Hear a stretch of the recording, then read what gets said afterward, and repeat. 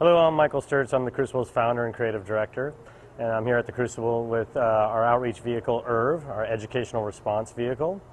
Now, the Crucible is a nonprofit educational arts facility in West Oakland. We teach everything from welding and blacksmithing to glassworking, kinetics, electronics, neon, to about 5,000 students a year, 3,500 kids. And ERV, which is our 1960 International Fire Truck, is our primary outreach vehicle. For people that can't make it to our facility, we bring it to them.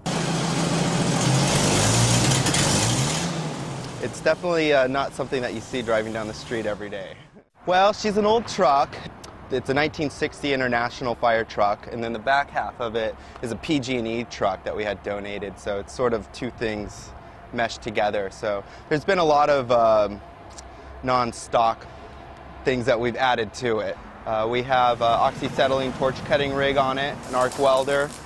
We do glass flame working. We have a forge built in the back so we can do blacksmithing. And we also do foundry work sometimes. And of course then there's the large poofer, which is usually a crowd pleaser.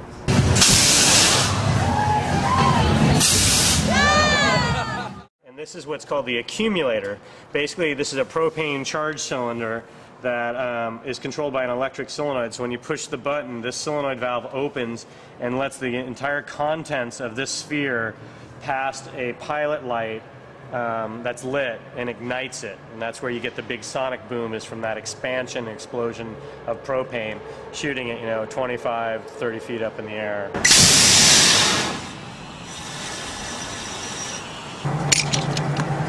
The crane in particular is a really big part of the truck. When we go out to schools or fairs, we load up the back with all of our equipment, anvils, furnaces, a bunch of stuff, and we use the crane to offload and onload all of that stuff. It drains the batteries quite a bit, so we'll end up having to deal with that at the end of the day when packing up.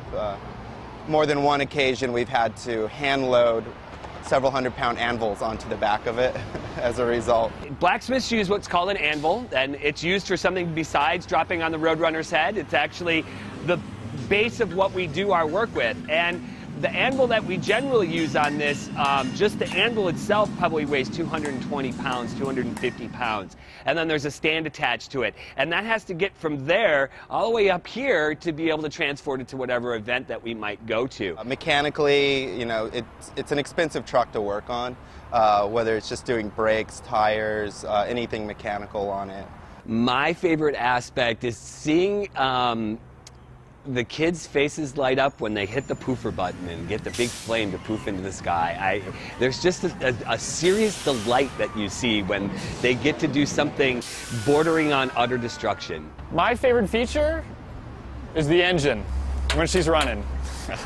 Hearing her run well, it's actually a really great truck. We've operated a lot of old fire trucks and old machines here, and this one in particular, it's got a great heart. I think my favorite feature on ERV, besides all of what it can do non-conventionally, is the vintage Mars light right here, which is actually a pre-strobe light before they actually had invented strobe lights on fire trucks. And it actually wiggles in an oscillating pattern and sort of mesmerizes people when you turn it on. Every time we take it out to fairs or schools, the kids are just mesmerized. They'll stand there and just watch, a blacksmithing demonstration, for example, from start to finish, and just be completely mesmerized. And the questions that they ask, too, is just amazing.